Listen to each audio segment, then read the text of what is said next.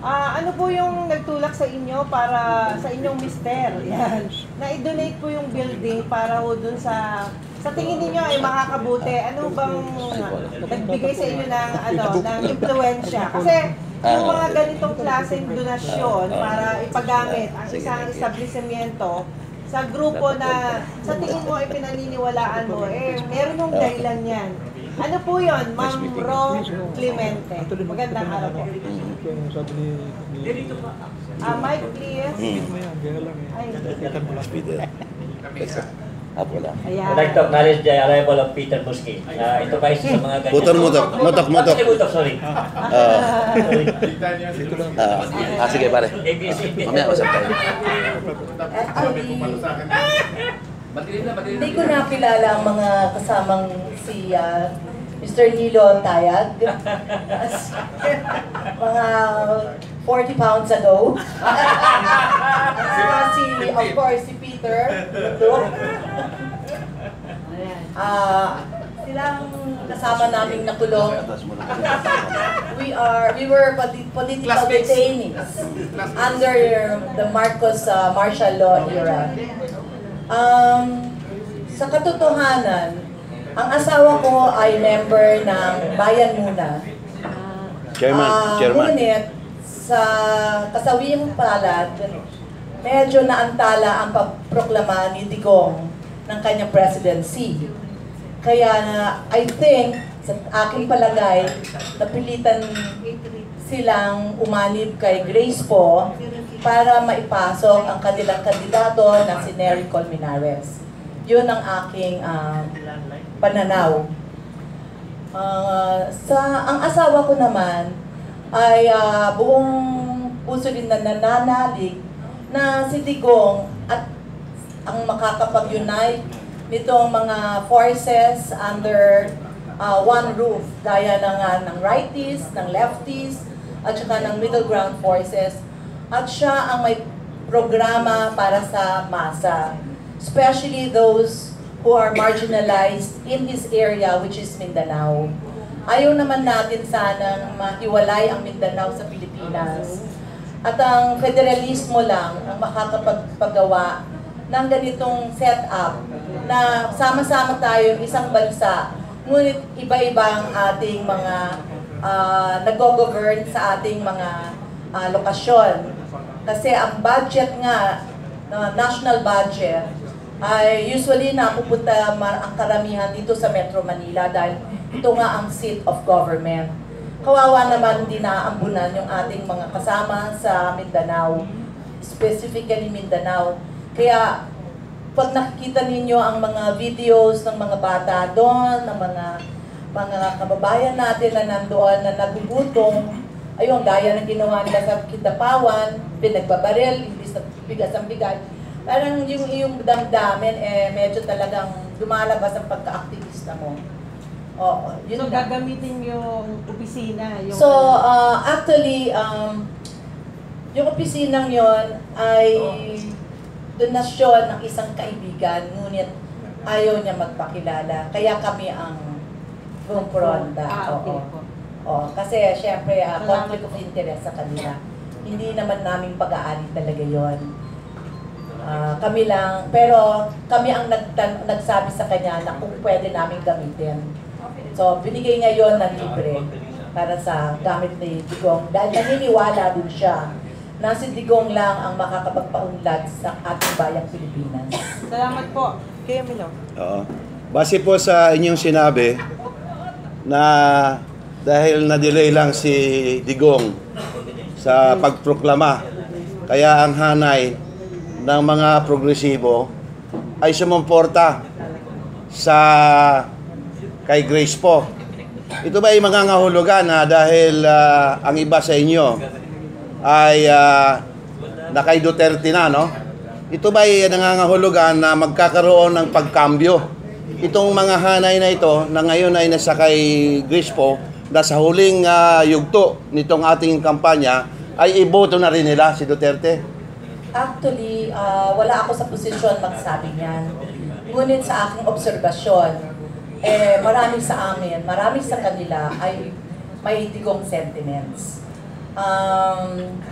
hopefully sa pagboto, dahil hindi naman nila malalaman kung sino ang talagang binoto, so marami sa kanila ang boboto kay Digong. Salamat po. Okay, at pakinggan natin si Pete, no, bago siya magkape. Sir, magandang umaga ho. Salamat Kyrie dito sa iyong initiative ito. Ano sasabihin ko? Magsama-sama ho tayo sa May 7 ho. Kailangan bukas na yun. Kailangan yung nakikita nating puwersa na tumatagsa sa mga rally ni Mayor Duterte. Kailangan maipakita natin yun sa Luneta. Nung huling meeting nga kami, pinag-uusapan yung dami. Ang makakatapat kahit daw yung 1986 yung mga rally natin yung labang kay Marcos, hindi raw kayang tapatan yung rally ngayon sa mga sorties ng Digong. Isa lang daw makakatapat nun. At pwedeng tumalo doon yung rally ng Nazareno. Yun lang, oh. Sige, magandang umaga ho at salamat sa inyong pagdalo. Okay. Okay, Alex, balik sa'yo.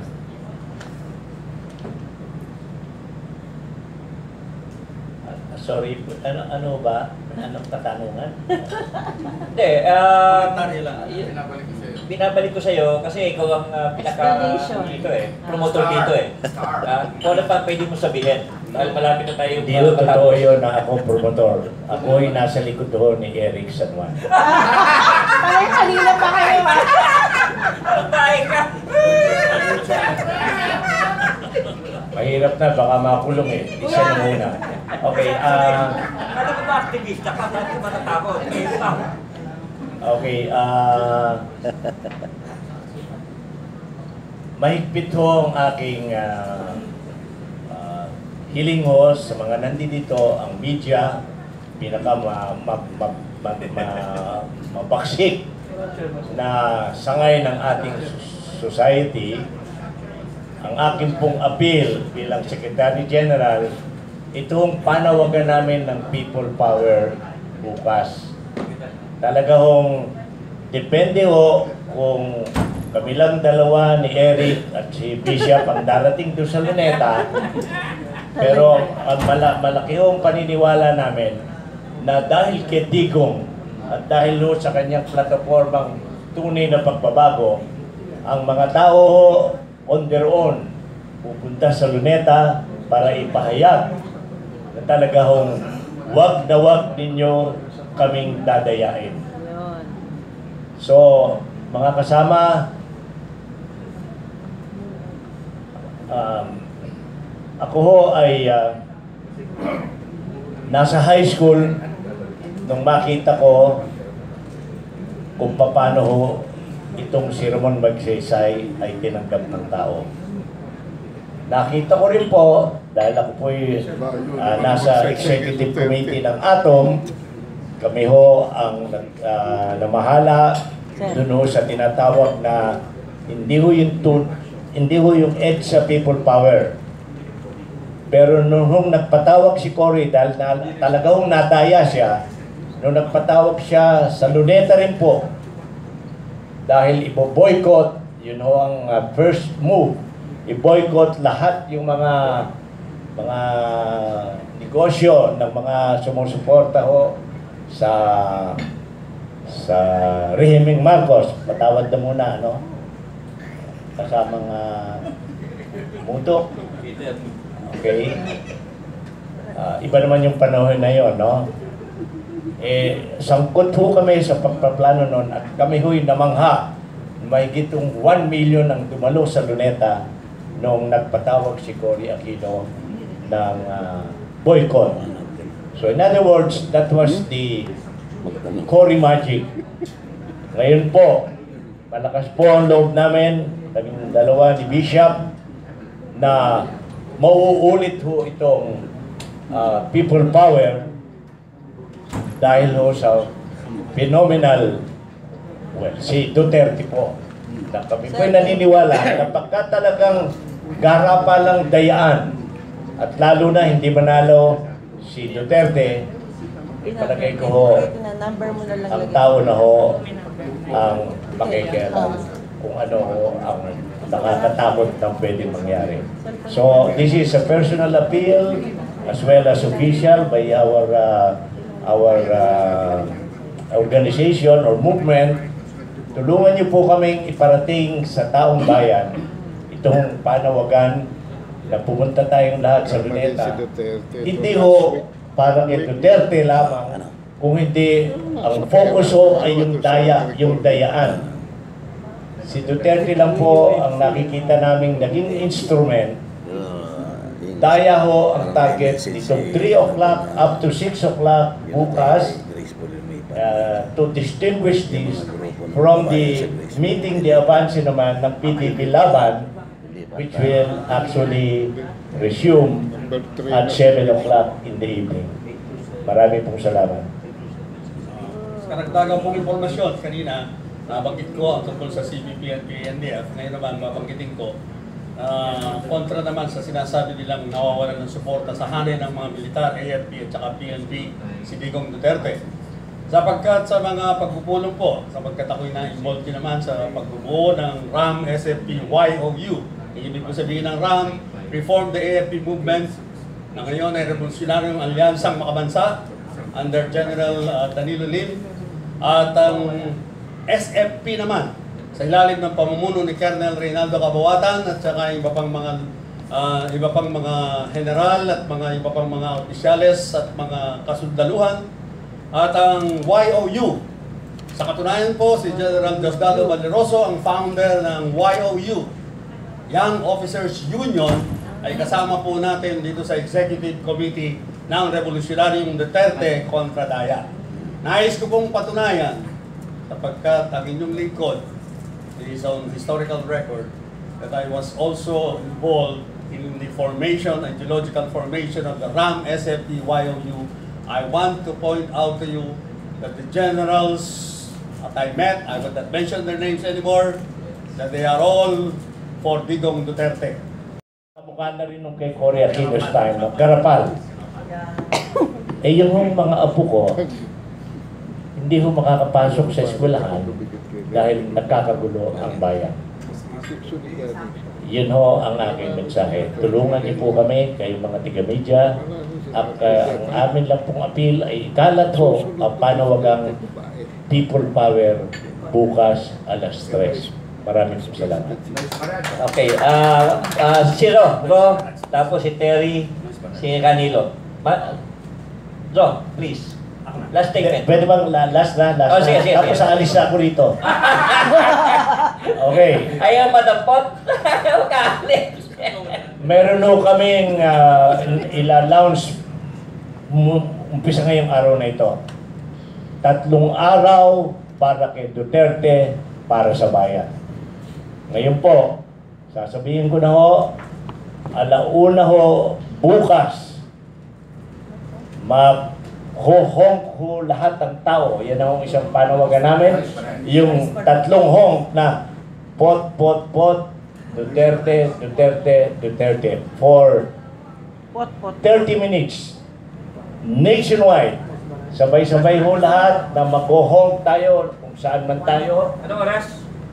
Exactly 1 o'clock hanggang 3 o'clock. Ay, hanggang 1:30. Alex, ano yan? Pilipino time? Mga Pilipino tayo. You know, isang problema natin mga Pilipino. Na? Anyway, at pangalawa po, ang iba, Ayun eh. si Yusek Andanar po ang dumating. Itong people power na ito, binanggit ko, 27. Sigurado na to. Sama na itong boss ko eh. Boss ko to.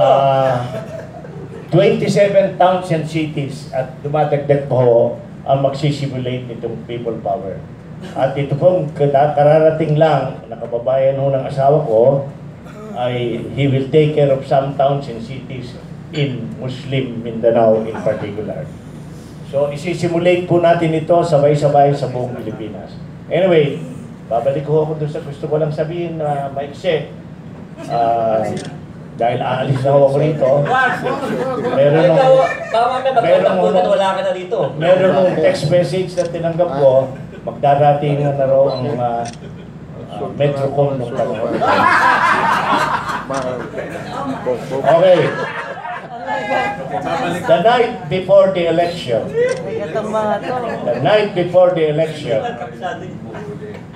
we will have a noise barrage at exactly 7 o'clock. Noise barrage all over the country, the night before the election. So, pwede ko nang i-disclose yan. Wala na silang magagawa. Si Eric lang naman ang makukulong. So, yun po, at marami pong salamat. Papaalam na po ako.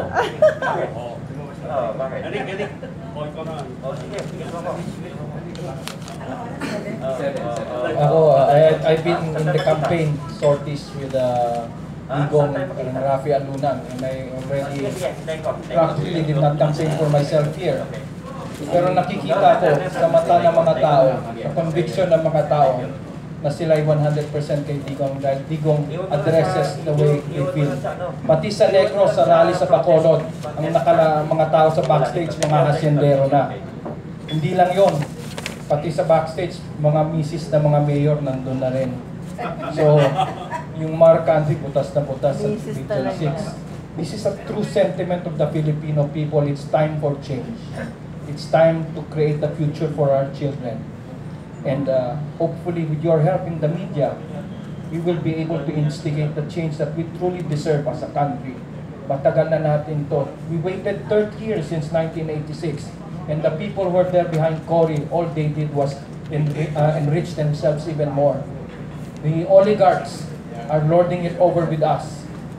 Through the EPIRA, you know, give me 1 minute lang. Yung EPIRA, 1,000 pesos na kuryente nyo na binabayad because of EPIRA since 2001. Today is 200,000 pesos including interest. So if your bill in the electricity is 5,000 pesos, you had just given them 1 million pesos in the last 15 years. Another, in 2011, the barrel of oil was $147 per barrel. Diesel was 50 pesos. This year, the per barrel went as low as $23 per barrel, but diesel only went down to 20. It should have dropped by more than 80%. So they have their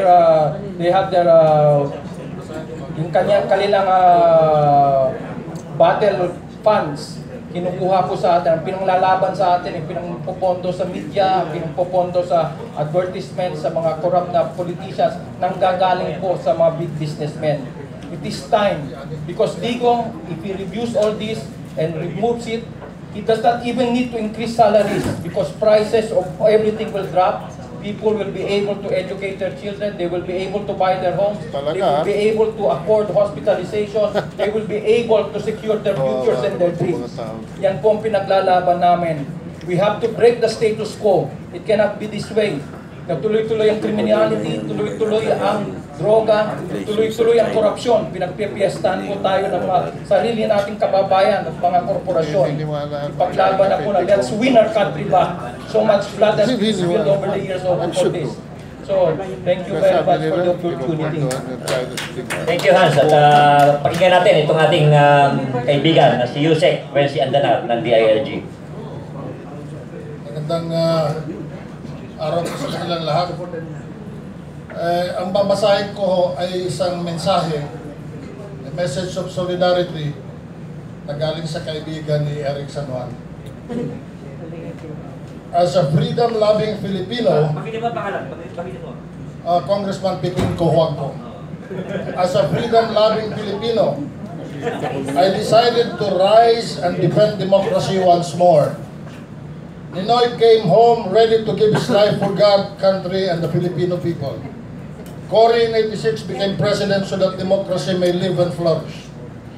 In the light of all these fears of disenfranchisement and massive fraud, I call on our people to be vigilant and faithful to the ideals of freedom and democracy for which many of us fought hard.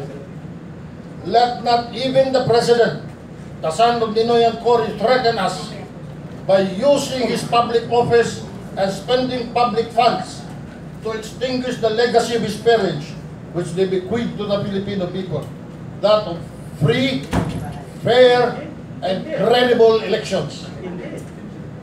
His recent pronouncements have become a betrayal for all the sacrifices of his father and mother. Duterte is not the threat to democracy. It is this administration's insensitivity to our people's plight and the yearning for a decent and peaceful life which has caused this irreversible tide of compulsion for real and meaningful reforms. Let us fight for this universal right of suffrage. Let no one trample on this right. Ako si Piping Cojuangco, iniulit ko po, Duterte is not a threat to our democracy. Salamat po. Thank you. At last statement from Ro, pwede ka pa? Wala na sabihin? Sige, kung muna. Zero muna. Ikaw na ulit ang panghuli. Para hindi ka lumayas, Alex. Sige mo na ba kay Ro, yung mic. Dapat may yung Bishop, yung tatakbo itong si Alex eh. Ay, wala pa rin. Ayan. Para ikaw una mahuli. Ang mensahe ko lang ay sana magkita-kita tayo bukas at dalhin nyo na yung mga kaibigan nyo na para kay Digong at mag-check tayo sa ating mga paligid at sa araw ng eleksyon, be vigilant. Kailangan dala natin ang cellphone natin maski na bawal.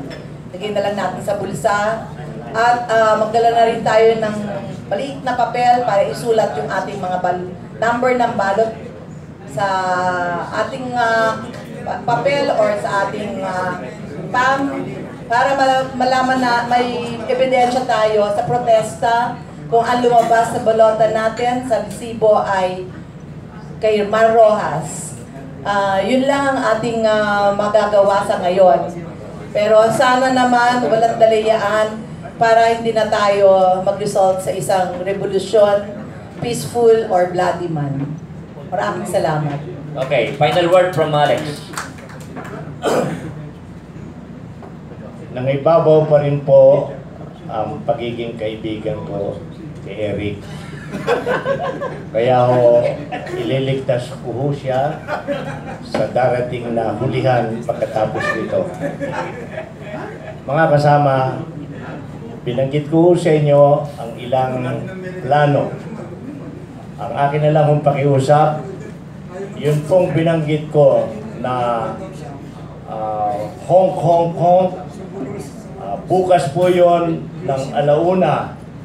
At yung pong, lalo na the night before the election, yung pong noise barrage na isinagawa naman yun talagang nakaraan, no? Huwag na po ninyong ilabas muna sa dyaryo kasi we want that as an element of surprise.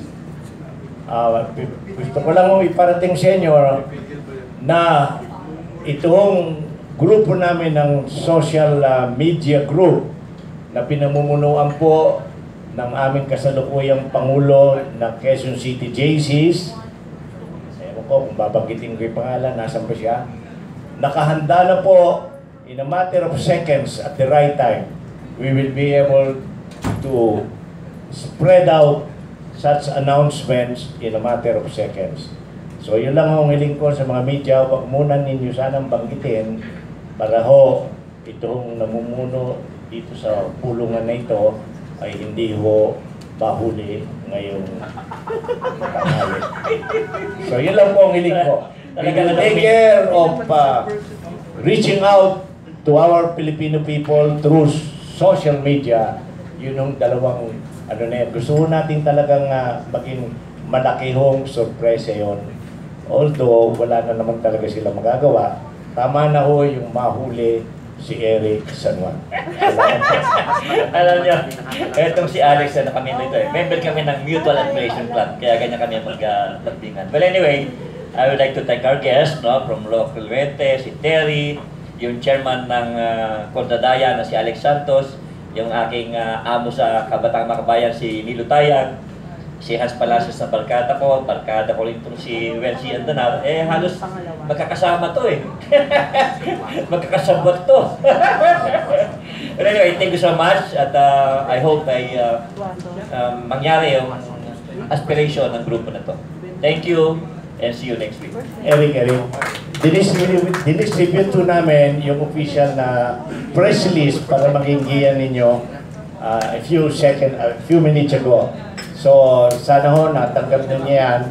At yan ho ang pinihiling namin na i-repost ninyo o i-release nyo sa media and be guided by this. Thank you very much.